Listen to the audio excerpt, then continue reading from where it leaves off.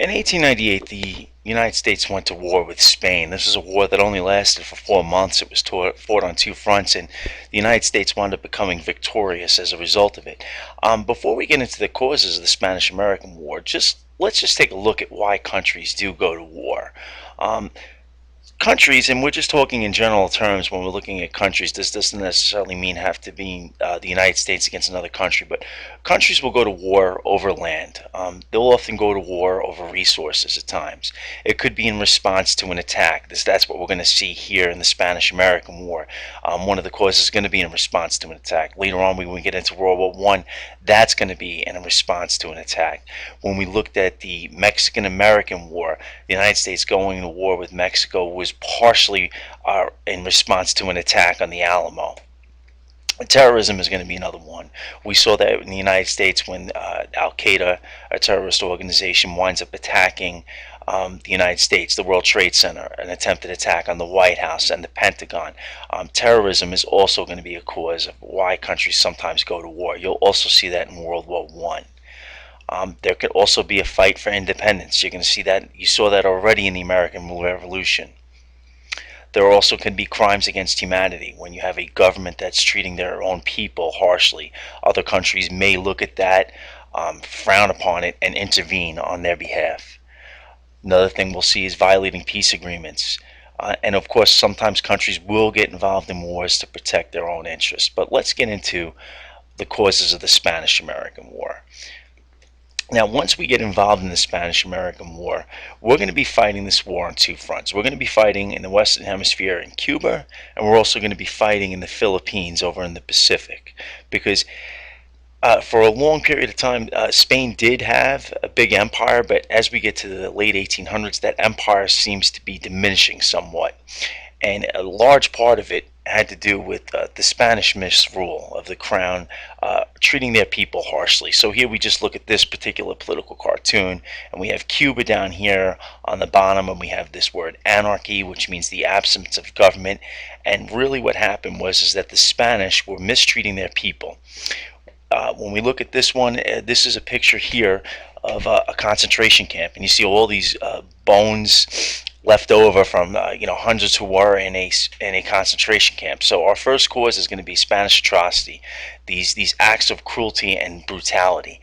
And a lot of that might have also been brought on by the fact that people were being treated harshly. You did have somewhat of an uprising, a guerrilla uprising, where you had people who started to band together and kind of fight for that independence. And you see that in this news clipping here where spies or suspected spies were being executed. General Weyler ruled with a harsh hand. You saw with the concentration camps over in Cuba. Now the thing is that when we do see people being mistreated harshly in other countries, this often comes up. I mean, here you have a picture on the left here of Syrians who were treated harshly by their government, where they were a lot of them were executed. You had a lot of women, children who were executed using chemical weapons. And then over here in this picture that we'll cover during World War II, when the Japanese wind up invading China, we see images like this, these harsh treatment of people. And the thing is that we look at this, and of course the empathetic part of us, or the emotional reactions that the United States shouldn't get involved. And this is one of these things where in certain instances it's our obligation to get involved, but people are going to look at both sides of that and go, well, as horrible as these images may be, it may not be our problem. Now, when we look at the Spanish-American War, we did see people being treated harshly in other countries, and you had a lot of people in the United States who wanted to get involved just solely based on that alone. Let's get into some other causes of the Spanish-American War. We had a lot of interest in Cuba. Cuba was a warm climate. This is a place where you could set up sugar and rice plantations. You also had business owners who had railroads down there, tobacco, iron mines. Excuse me. American trade with Cuba was worth $100 million a year. And even in this picture here, you see Cuban guerrillas who were trying to get the United States attention. What they sometimes did was burn down these plantations in hopes the U.S. would send down the military and intervene. Another cause, Since you did have these horrible images coming out of Spain and Cuba of the Spanish government treating their people harshly, you had journalists such as William Randolph Hearst and Joseph Pulitzer who were publishing these stories and really getting people worked up in the United States. So yellow journalism is going to be a part of this as a cause, reporting that relies on sensational stories and headlines. And just to give you an example of this, William Randolph Hearst actually sent down reporters into Cuba, and what he when he received a report back, the one of the reporters said, "Well, there's really not much to report right now." And he said, "Well, you furnish the pictures, and I'll furnish the war." So, when we talk about competition, these two newspaper giants were in competition to obtain more readers.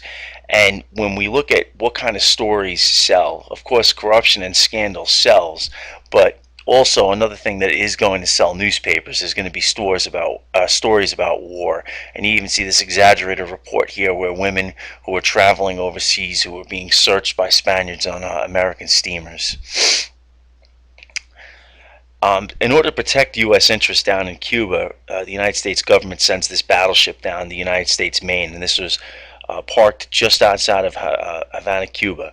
Now, what winds up happening is that you have this battleship that was just right outside of Cuba, and what winds up happening on the night of February 15th, 1898, is that suddenly this ship winds up exploding, killing 260 sailors. Now, a lot of people at the time, it was easy to point the finger at Spain, and even when you look at the newspapers the following day, you had this uproar because there was conflict that was taking place in Cuba, and because there was people who did want the United States to intervene.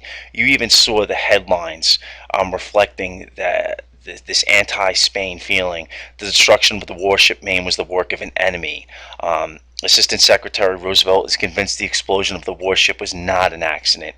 And in fact, years later, you're going to wind up finding out that there was an internal explosion aboard the USS Maine that caused it.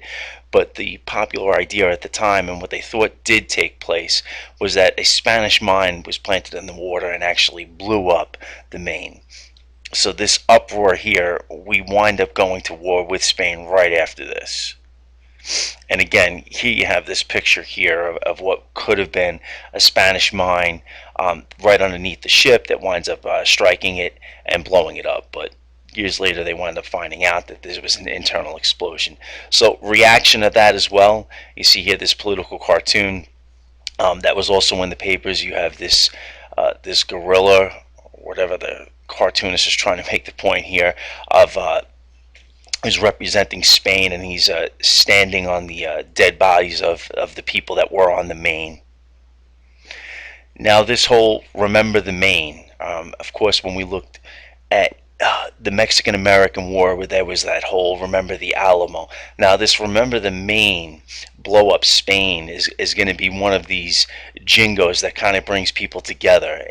Anytime you see Remember, you have Remember the Maine, Remember the Alamo. Later on in the year, you're going to see Remember Pearl Harbor.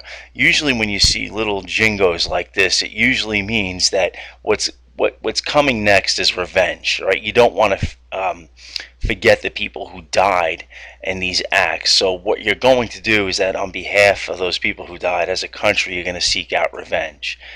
So then what winds up happening after the sinking of the Maine is that Congress winds up declaring war. Now, when we get to the causes of the Spanish-American War, just to briefly go over them, we have the atrocities that we saw. We have the United States wanting to protect their interests. There's millions of dollars of business that was down in Cuba. We had American business interests were threatened. Yellow journalism, the reporting that relied on sensational stories and headlines, this is going to be a cause. But I'm leaving the Maine to discuss last in this year, because the Maine is going to be the immediate cause. When we look at basic causes or underlying causes versus immediate causes, these other causes, the atrocities, protecting U.S. interests, the yellow journalism, these are your basic causes. We weren't going to war just yet, just over those causes. There wasn't just one act that caused us to go to war when we're looking at atrocities or interests. There was a series of acts or events that took place. But the one event that's going to get the United States involved in the war is this one event when we're talking about the sinking of the Maine. That's going to be our immediate cause, because right after this, the United States winds up declaring war on Spain.